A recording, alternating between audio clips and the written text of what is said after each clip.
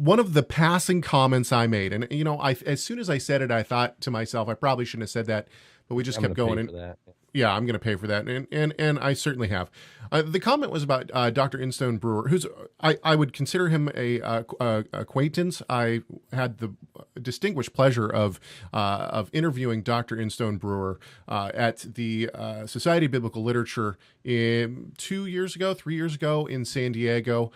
It was really a treat to be able to sit down and pick his brain. Now, admittedly, I disagree with Dr. Instone-Brewer on several issues. And one of the bigger issues would actually be the issue of of dating, obviously, the Mishnah and the Talmud and the sayings of those back into the first century. Now, Dr. Instone-Brewer certainly has more credentials than I will ever have in my entire life, and he reads his his Mishnaic Hebrew, and he knows the Mishnah and the Talmud much better than I ever could imagine I ever would. So I certainly don't want to put down Dr. Instone-Brewer in any way, shape, or form. He's done work in the TRENT Project, and I mentioned in passing that I thought maybe perhaps the TRENT Project was put on hold because in recent scholarship, reading the Mishnah and the Talmud back into the first century scholars have moved away from that, is basically what I was trying to say. One of our listeners contacted Dr. Instone-Brewer, and Dr. Instone-Brewer said, no, absolutely not. It has not been put on hold because of dating. In fact, he adamantly denied that and said that he would adamantly reject my notion that Hillel and Shammai were not schools of the first century. Now, before I started on the thesis that I'm currently attempting to research and write, for a very short time I had a different thesis that I was working on, and it actually was on this specific topic, which was dating the rabbinic literature back into the first century and whether or not that was something that could be done. Now, I've read Dr. Instone-Brewer's his method of dating some of these rabbinic sources back into the first century and how he believes it can be done.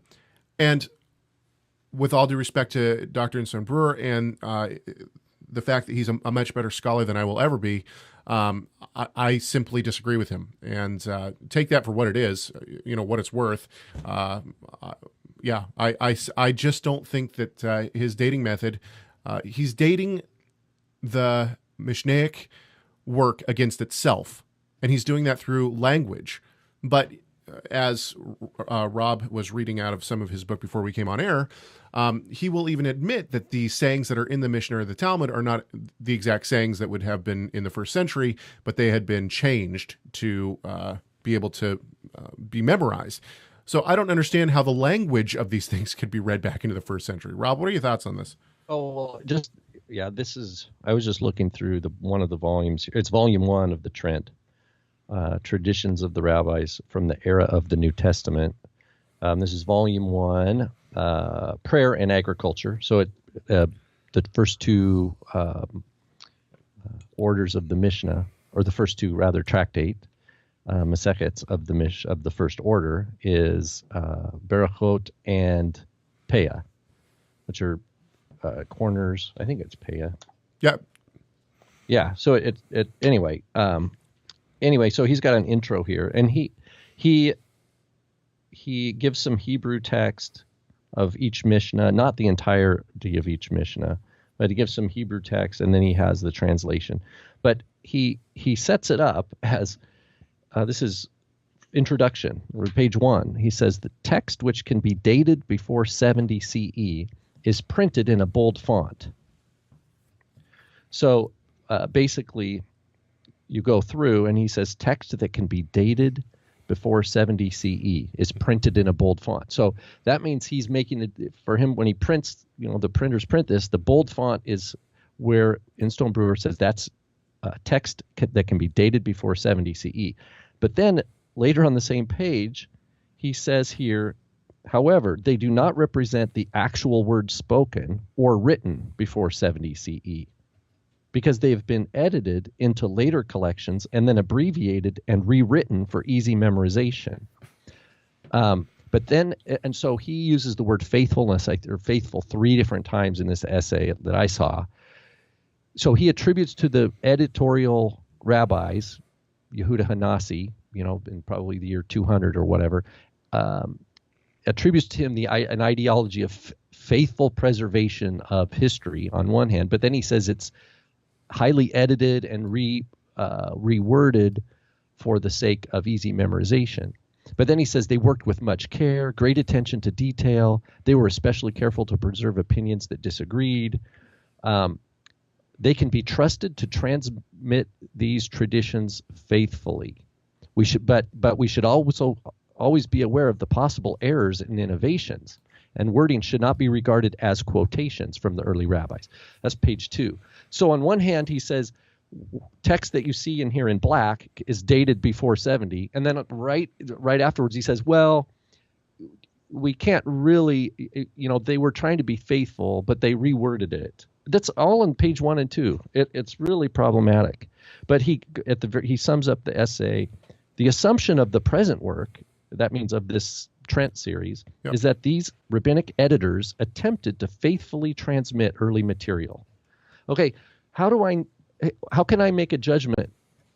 How can I know, if I'm reading as a historian, how can I make a judgment about such a person? Because another person can come along, like Lawrence Schiffman, who's actually an Orthodox Jew, who's an academic, who writes that he's very clear. He says, as the Tanaim developed Halakha, one of the things they were doing is more and more excluding Jews who believed in Yeshua.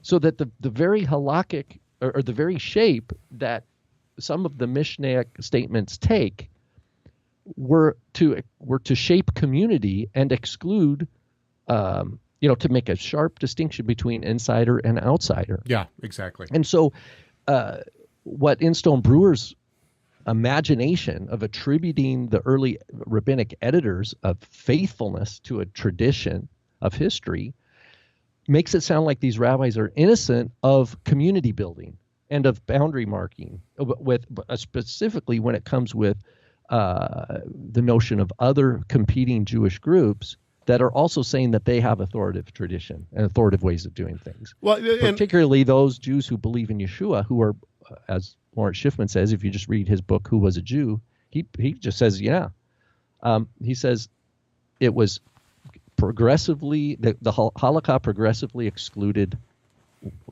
what we think of as Christians. Once again, I want to be able to have sit down and still have coffee with Dr. Instone-Brewer at the next SBL. So, once again, I respect Dr. Instone-Brewer as a scholar, but I think that one could make a case that other scholars, modern scholars, have challenged the idea that, or the suggestion that Dr. Instone-Brewer is making.